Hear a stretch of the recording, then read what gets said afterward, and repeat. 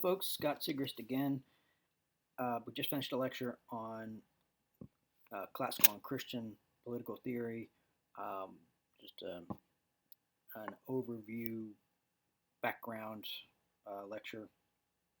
And now I want to look at the specific leading thinkers of this tradition. I think you could say this tradition as opposed to these traditions in the sense that Christianity absorbed Greek philosophy ultimately and built on it, refined it, corrected it, however you want to put it. But so this lecture, I'm going to focus on Plato.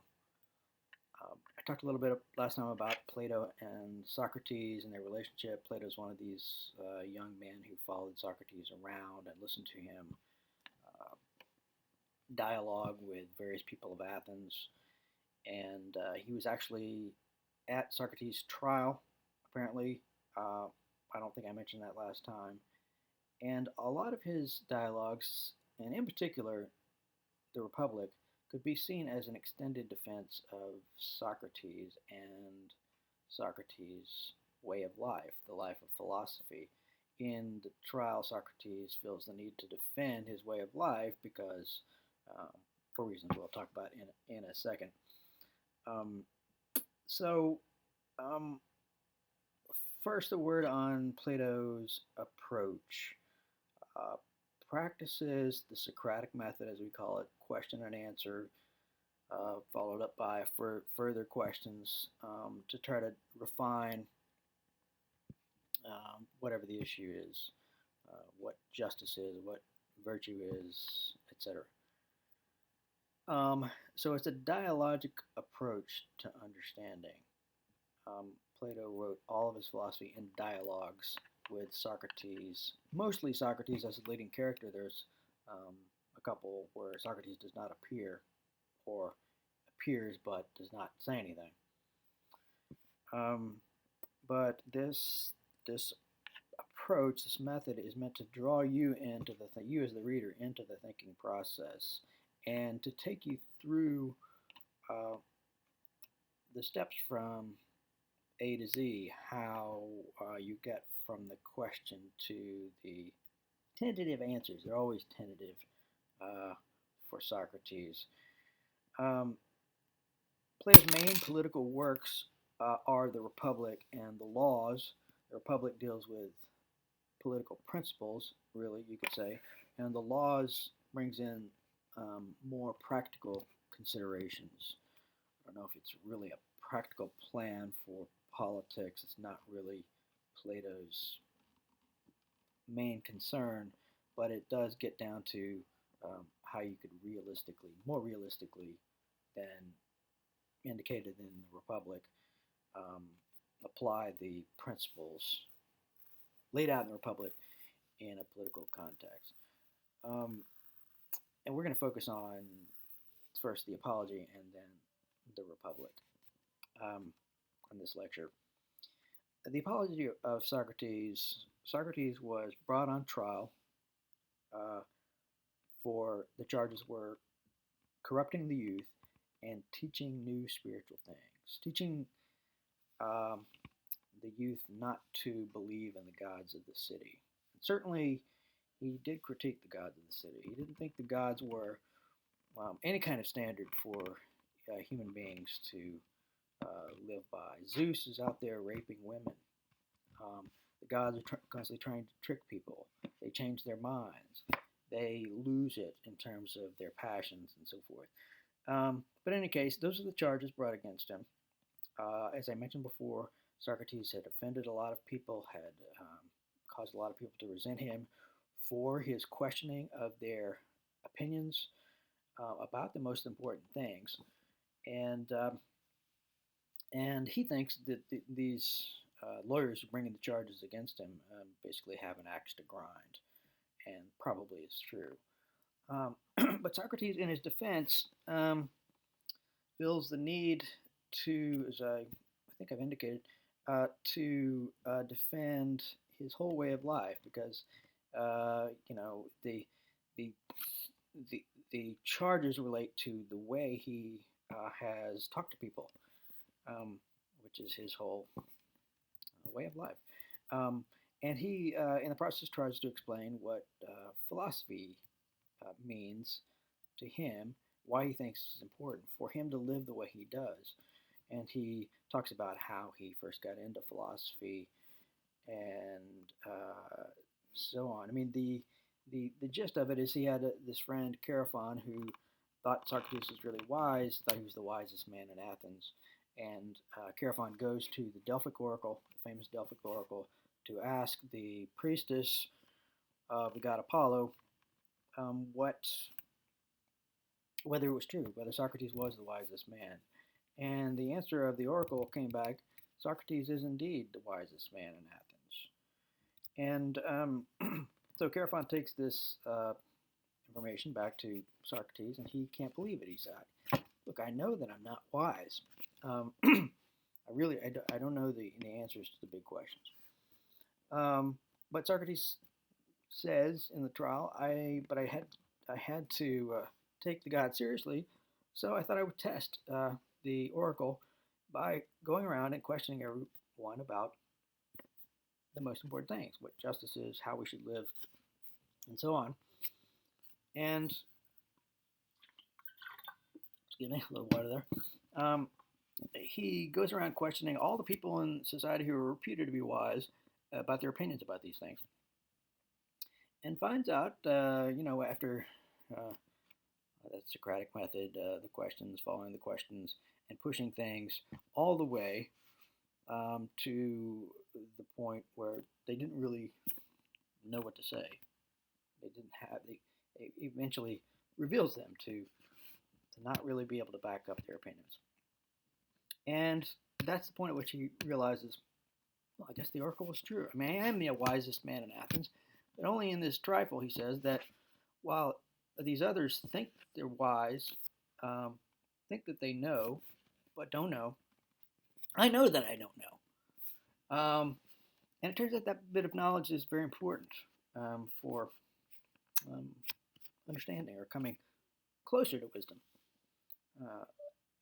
in a sense. But Socrates, but this leads him to self-examination and the concern to cause others to examine themselves and their opinions.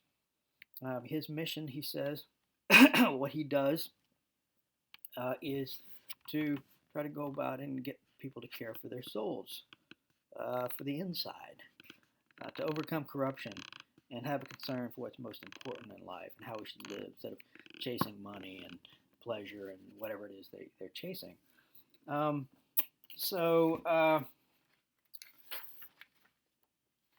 One last thing I'd say about the apology is the theme of death and justice.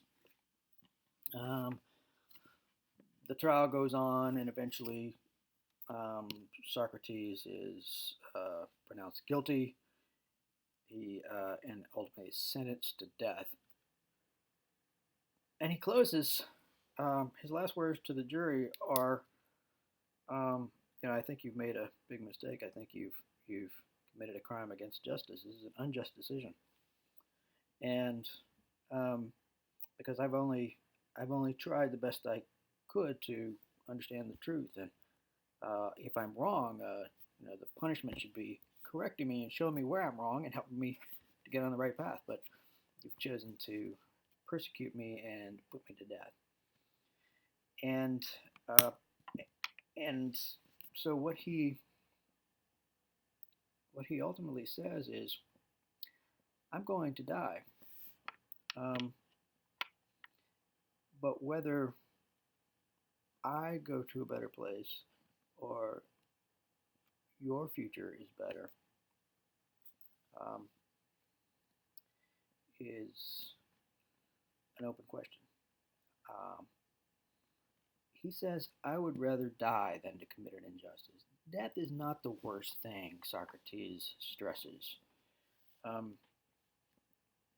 In other words, there's some things worth dying for, and justice is one of those things. And he thinks that his way of life, getting people to care about the question of what's most important, is the most just way. Okay, so for the Republic, The Republic, the central question of the Republic is what is justice? Um, and it emerges that justice has something to do with the question of what's good for human beings. Um, Ultimately, you can't know what you ought to do to people, for people, what is just for them, unless you know what's good for them. You have to have some idea of what is good for human beings. And so the question really of what justice is hinges on the question of what's good for human beings. But early on, this character named Thrasymachus challenges Socrates' um, discussion with the other interlocutors, suggesting that their belief in justice is naive. He says justice is the advantage of the stronger. Um, Basically, the strong take charge, they make the rules, and they call it justice. That's what everybody else has to call justice too.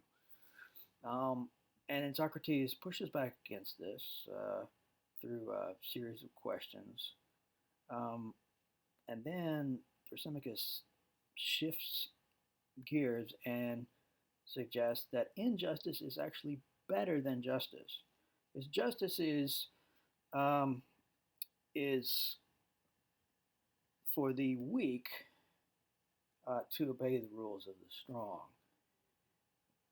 Injustice, getting away with whatever you want to, doing anything you want to other people, what the tyrant can do, that is the ideal. To be able to do whatever you want without consequences, that is the ideal. Um, other, everyone else be damned.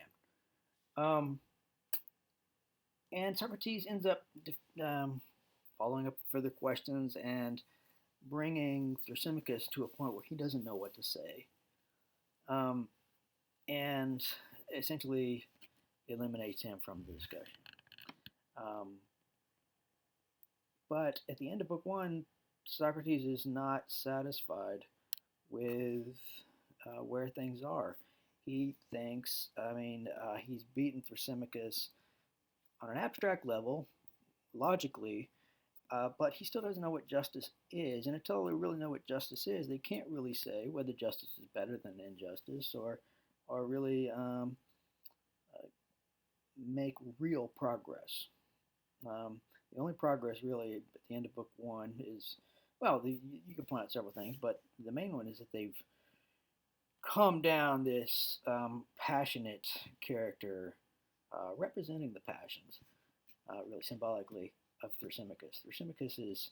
He's a man with a pet theory. He's passionate. He cares about winning, not really getting at the truth, but winning. Um, and for them to have a real discussion that goes anywhere, they've got to get that passionate nihilist intellectual sort of to pipe down. And Socrates successfully does that.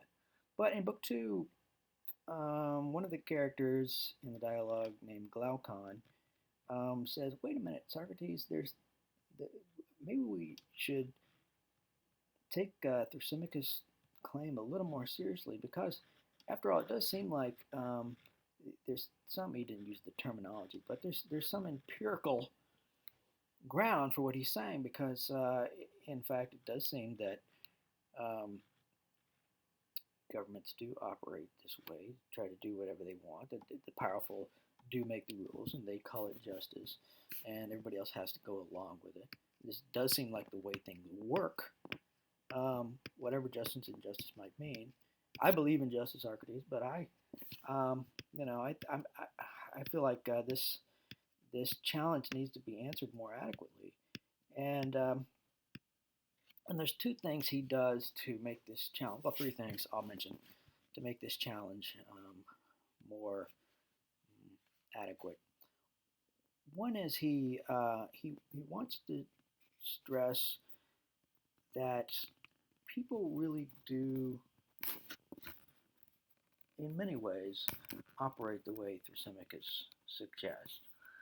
And he uses this um, analogy of the ring of Gyges. There's a myth, a Greek myth about this character Gyges who finds this ring that can turn him invisible. This is, of course, where Tolkien gets his ring of power idea for Frodo. Um, but the point of the story is the Gyges realizes the great power he possesses of being able to turn himself invisible, and he ends up um, sleeping with the king's wife, taking all the king's possessions, killing the king, taking over. And the question, the implicit question is, could any of us really resist with that kind of temptation, with that kind of power, being free from all consequences? Wouldn't we really want that? And the idea is to make you self-reflective and consider, could you resist that temptation? And it's a pretty powerful way to demonstrate human corruptibility.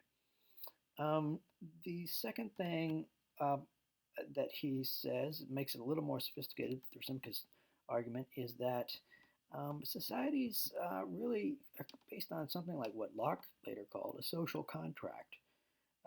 Okay, so maybe everybody doesn't try to be a tyrant, but that's not because they don't want to be a tyrant, it's because they don't think they can get away with it. That people aren't really concerned about justice in forming contracts and making laws and so forth, but rather not being victims of injustice.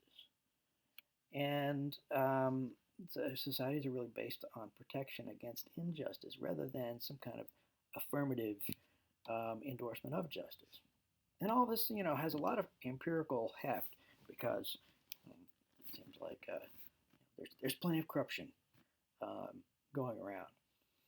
And so his challenge he makes to Socrates is, Socrates, show us that a perfectly just man that everyone thinks is unjust, and therefore he's punished, persecuted, put in jail, tortured, etc., etc.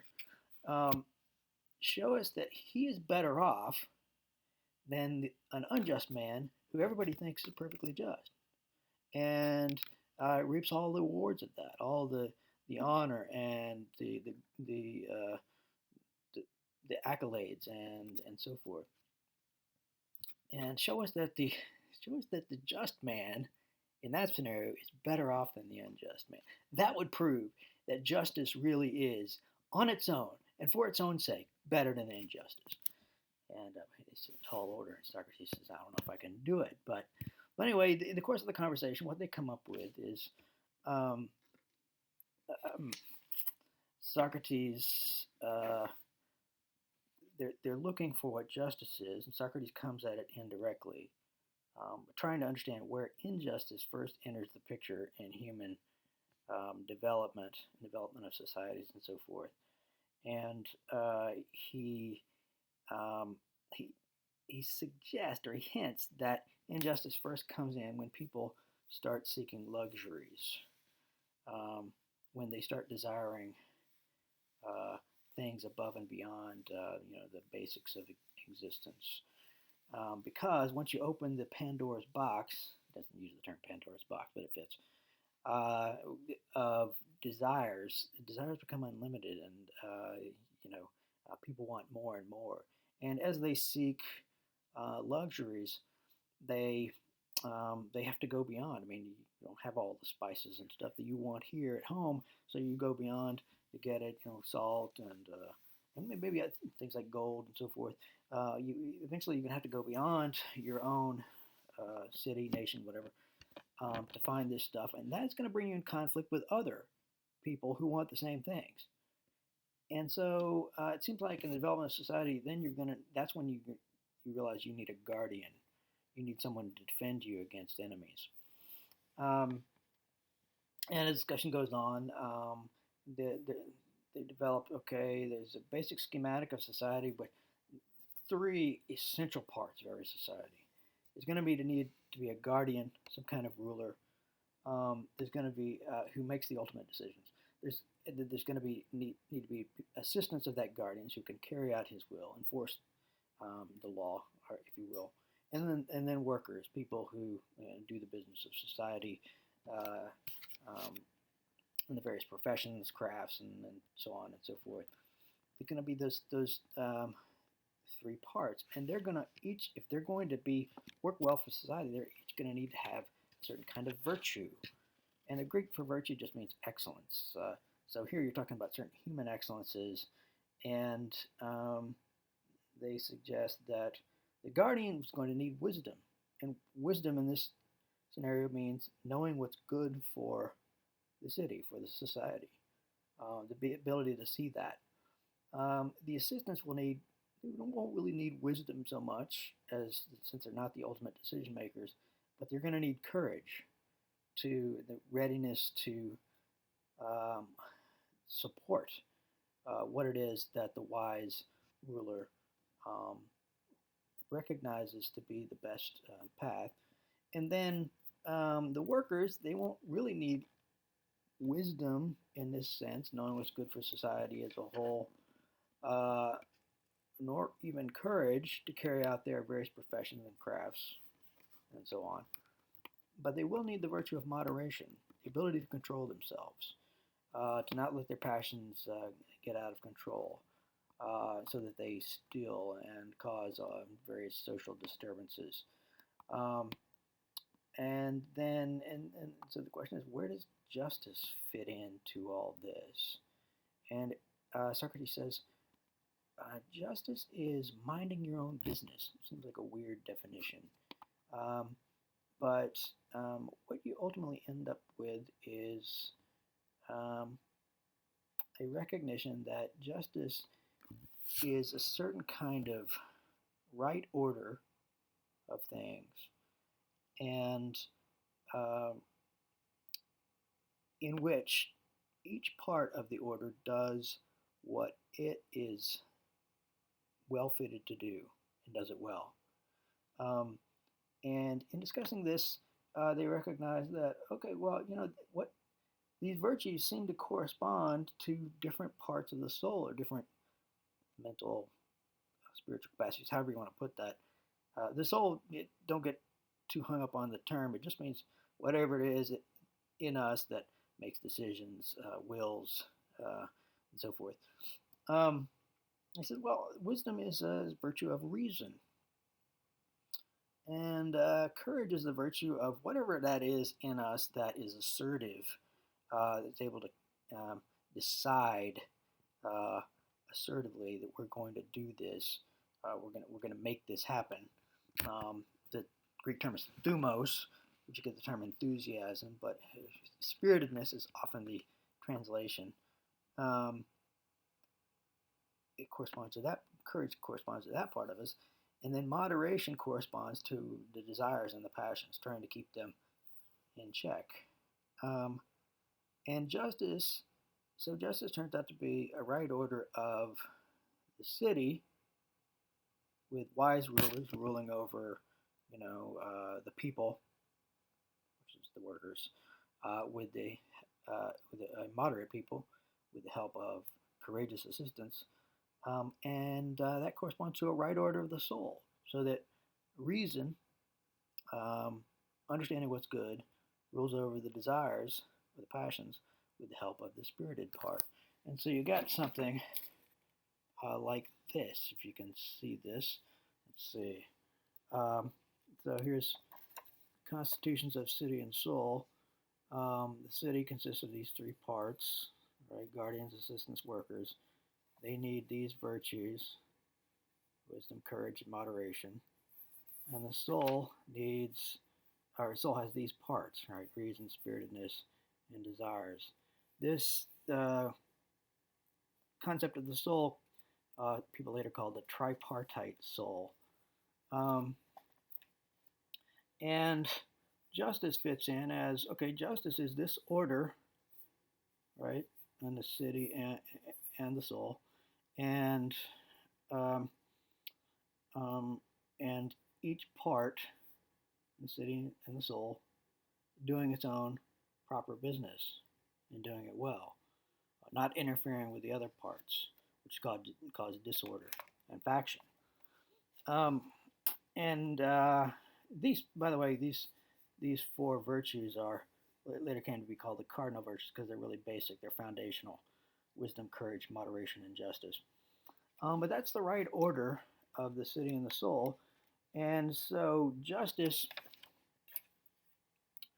um, it turns out that justice has the same form on the social level and on the individual level, and that the condition of the social order is closely tied to the condition of the spiritual order, or not people's character, their um, intellectual and moral makeup. Um, and this is a pivotal principle for all of the ancients, the Greek philosophers and the Christians, that the key to politics is not so much getting the right system, although that's valuable um, and important, necessary. But what's decisive is getting good people, people who have self-control, uh, who are led by somebody who understands what's really good for society, backed up by courageous uh, enforcers, and so on. Um, so that's what justice emerges as being. But one of the problems that's hasn't been solved here is how does reason know what's good for the individual and society? Uh, how does reason orient itself to discover the good? And that brings them into philosophical um, education, educating the mind to understand what's good. And so they go into the problem of the passions. The basic problem, political problem, is um, people can't control their passions, um, their desire for power and wealth, and so on. And especially in the case of the people with the power, um, let their passions get out of control, and um, and so the basic political problem is turns out to be how to orient reason and how to manage the passions. And and the solution that Socrates comes up with is we need to direct reason to the highest good. Only if we know the highest good can we then rank the goods in life and settle our priorities correctly. And he understands the highest good um, as transcendent divine good. In the cave allegory, which you may have read or heard about, um, the cave allegory symbolizes an ascent to the divine good, the highest good, which he calls the divine good, um, which is beyond this world, recognized to be transcendent. Um, the the notion, I'll show you my artist rendering. Uh, the Greeks understood all the gods as being within the cosmos. Um, so this is the cosmos. The Greek and these dots are the Greek gods inside. Plato suggested that we can transcend the universe to recognize that there is an ultimate source of all being. He calls the transcendent divine good the being beyond all being. And this is the standard for everything else. How this ascent is made is too long of a story for us to um, handle here. But he does try to show how that can be done. But the larger point is that um, we need to know the highest good, and this ultimately means conforming to the order of nature. There's a right order in nature, and in particular in human nature, but also of nature as a whole. Man has a place within that part. Man is the kind of term. I mean humanity, right? And and so man needs to get right with nature, right? Um, and because now we know there's an order of nature, a structure of nature, uh, a chain of being, as it was sometimes called, or a hierarchy of being, from the divine good all the way down, to reason, which is the sort of um, next level down to passions, the animal passions, all the way down to inanimate matter and nothingness. And that's the order of nature, and we need to get, get in tune with it. And ultimately, for all of this to happen politically, we need, Plato says, not his term, but a philosopher king. He says only when kings become philosophers or philosophers become kings can there ever be justice, real justice on earth.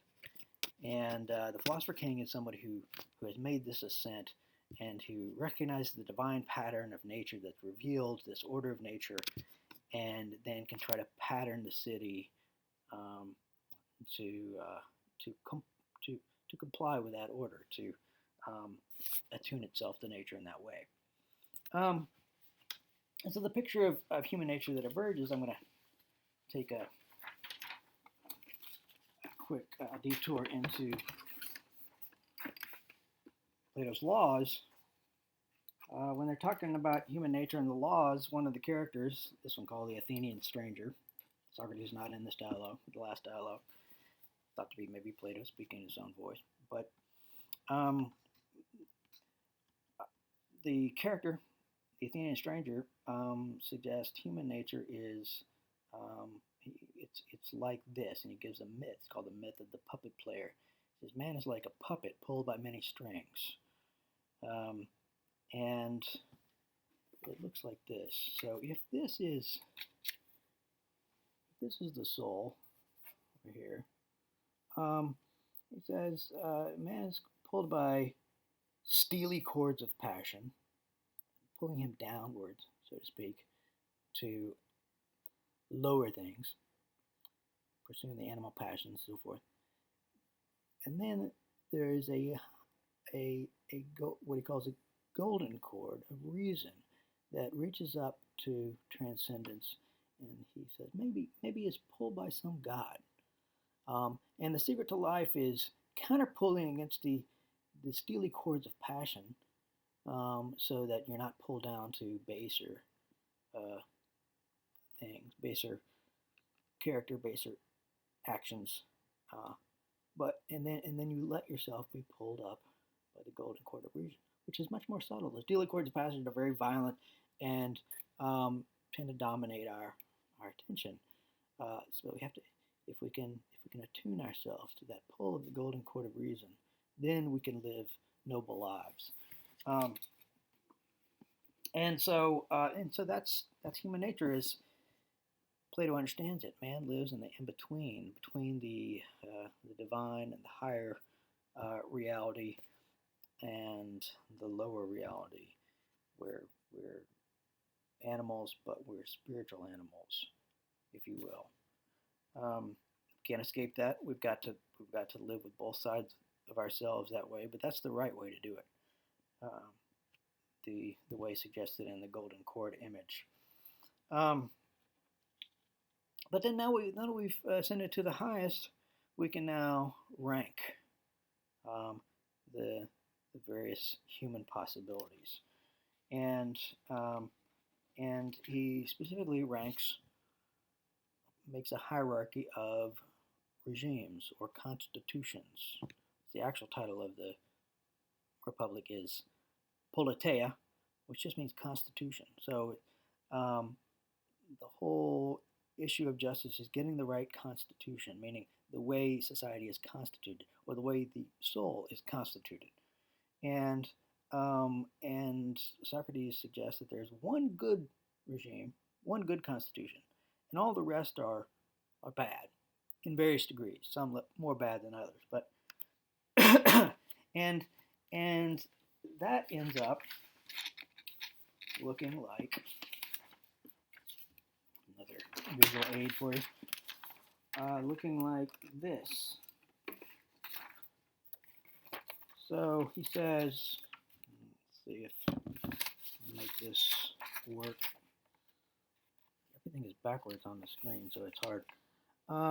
You have political regimes, and then you have what you could call it spiritual regimes, the regime of the soul, and you have all these parts. Um, so the, the highest regime he calls aristocracy. Um, the original meaning of aristocracy comes from arete in Greek, plus kratos. Arete is virtue, so the rule of the virtuous. So it doesn't have the same connotation today as it did for Socrates. But all of the regimes are determined by what their dominant love is, what they desire the most. Um, is what Socrates works out. And so the best regime, in the best regime, they seek the good, the human good or virtue, and they're directed by reason, reason oriented towards the good. The the first bad regime, which is the least bad, is called timocracy, but they love honor. And honor seems like a great thing, but how good honor is depends on what you're being honored for. And so, therefore, honor, if you love honor uh, more than anything else, it's corrupting because what you're really loving is people's opinion of you. You're not loving being honorable, but loving being thought well of. And the part of the soul here is spiritedness. The oligarchy is a regime that loves wealth above all. And here, Socrates is differentiating further the soul, so ruled by the necessary desires, necessary in the sense that we all need material well-being, a certain level of material well-being, but to love that above all is perverse. It's corrupt. Then democracy, yes, it's the second worst in Plato's list, but that's because a democracy loves freedom in a sense without any kind of moral orientation. That is, it loves pleasure, the ability to do whatever I want. This is the notion of democracy. We had pure democracy, right? And um, it didn't have all of the ancient democracy didn't have all of the things that we associate with democracy: protection of minority rights, rule of law, and so forth. Wasn't necessarily part of it. Here, you're ruled by your unnecessary passions. The passion for partying and luxury is not for necessary things, right? And then finally, there's tyranny, the worst, and the tyrant loves power above all, and he's ruled by the most unnecessary passion because power is of all the things you need for your own well-being. Exercising power over others is the least of them. And so this is your ranking of regimes from best to worst. This is the right order of goods. I mean, I ought to point out that all of these things are good in the right place. We need all these things. But if we love one of the lesser goods over one of the greater goods, that's corrupt and corrupting. And then finally, this is the right order of the soul. So that's what Plato comes up with in terms of justice. And the basis of it all is the soul, right? And so establishing right political order is a matter of recognizing the divine pattern of nature, as he calls it, this order of reality, order of goods, and approximating that standard as much as possible. The idea of the best regime is not a regime that's necessarily attainable. Socrates thinks the possibility of a philosopher king is almost nothing. It's almost impossible. It's conceivable, but it's almost impossible because it's getting a true philosopher in power is just it's just too much to ask. So, but it still serves as a standard, a measuring rod we can weigh how good or bad a regime is against. And then finally, um, in addition to political leadership, you need education.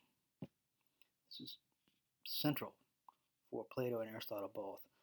You need an education, and specifically, you need what we would call a liberal education, an education in um, an education that uplifts and dignifies the human character and the human mind, and um, and then also through the social imagination. Not everybody can have a philosophical education, but everybody can have celebrate um, more noble things, and the average person does this through imagination, through arts and entertainment, and so forth. And trying to cultivate noble forms of that is important. So that's enough for Plato. I'll talk to you about Socrates. Aristotle next. Thank you.